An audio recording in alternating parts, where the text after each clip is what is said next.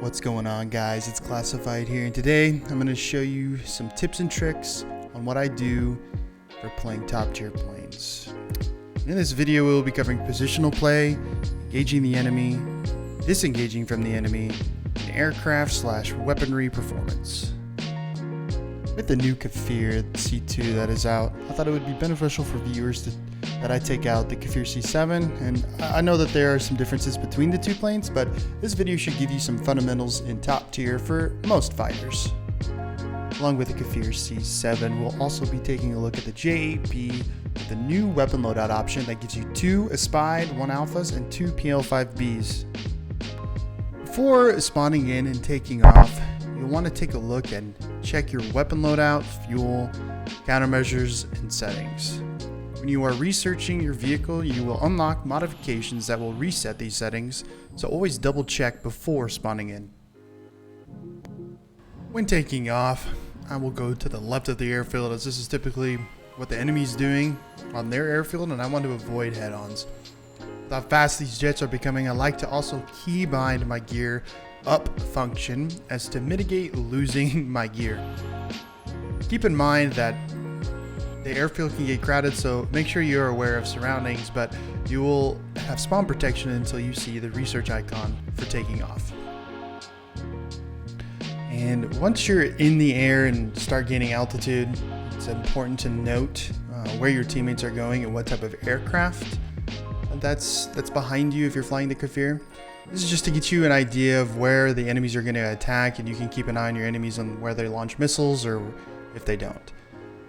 Keep a note of your speed that you're climbing at, and you can also, when climbing, you can take a look at the degree of which you are climbing at, so as to keep your speed and your climb rate consistent. Notice we are here at 20 degrees, we're almost at Mach, and we want to make sure that we're not going to lose too much speed as we're climbing. And with the Kfir C7, I usually pitch her up right around 30 degrees, which allows me to see whether or not my enemies see something that I don't see, because the spotting system honestly isn't that great right now.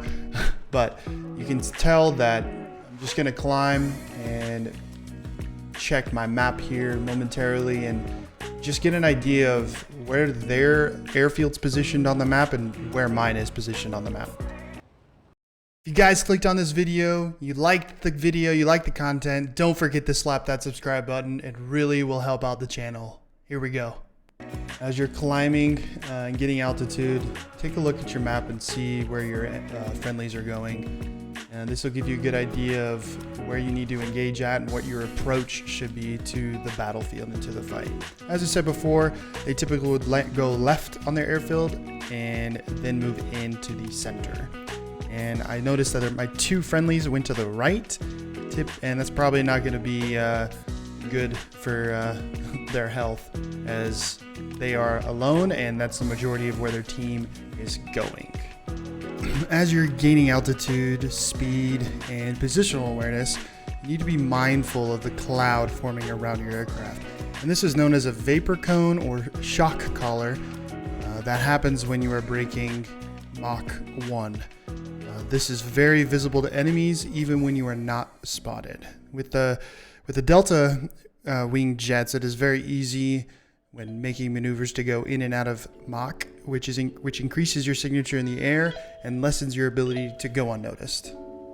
Now, with using this type of playstyle, obviously with the map variables, you can use this type of playstyle to attack bombers, and in this instance I noticed that there's an F4F underneath me and that my bases are right underneath me, and I know that this guy is either stock or he is just trying to grind out his modifications on his aircraft.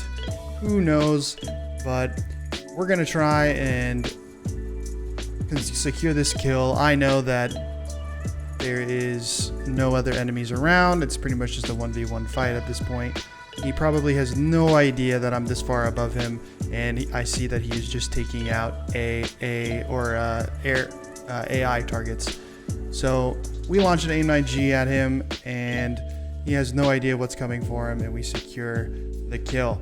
Now, Notice how I'm breaking in and out of Mach, in and out of Mach. It's really hard not to do that when you're trying to gain altitude and turn with Delta Wing Fighter, but I try to do a good job to put myself in a position where when I do break Mach and that shock collar that forms around your aircraft is that I'm in a good position to where it really shouldn't affect my position. And notice that I'm constantly looking around. This is for the fact that the spotting system in War Thunder currently I don't think is really that great and that I can trust. So I just like to keep my head on a swivel. And here we're able to get a MiG-23 locked up. And notice that I cut my afterburner on a dive. That is so I don't break my wingtips. It's very easy when you have, even with the Kfir at the elevation, or not the elevation, the max speed that this thing can do.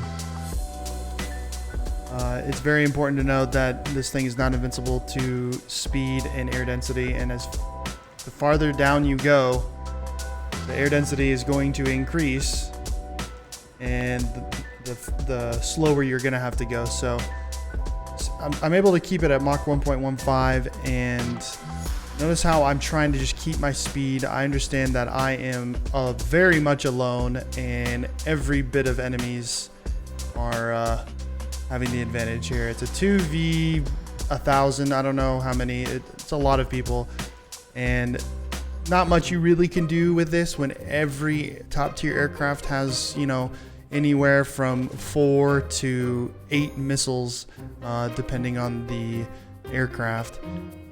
Not much you can really do, and unfortunately I ran out of flares on this game, and I get slapped by probably what was an R60. Notice when I turn, though, this is another tips and trick: turn off your afterburner. You turn off your afterburner and you flare, the flares will work.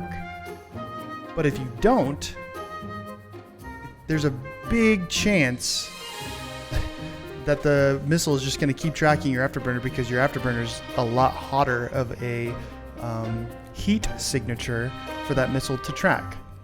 And notice, out of flares, well, I had one flare, but I really didn't think I was going to live through, 8 people. So now we're in the good old J-8B, and as we apply the tips and tricks from yours truly to this next game, we're going to be able to showcase the Spied 1 alphas that the Kfir gets, and this is new from when it originally was implemented into the game.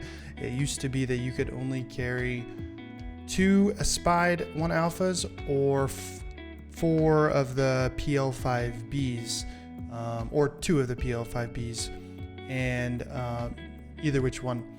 And as we climb up, again, we're taking note of who's behind us, what's going on with our teammates, where they're gonna head.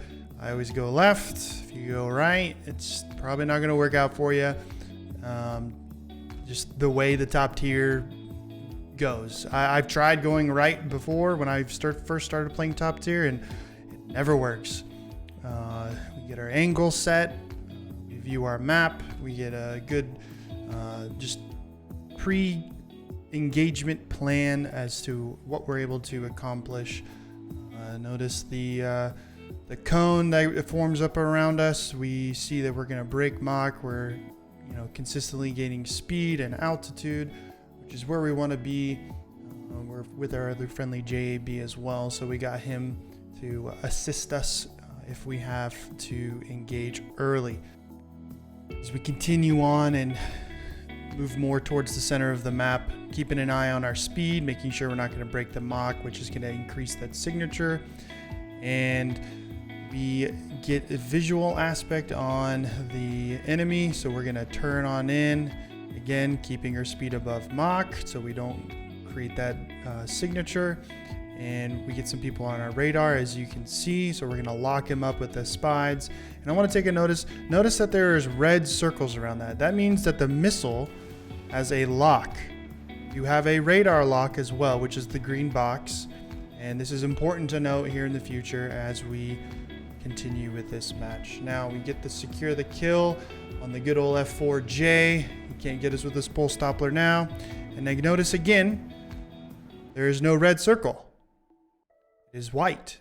That means the missile doesn't have a lock on the target, and therefore I don't know the technical term for this.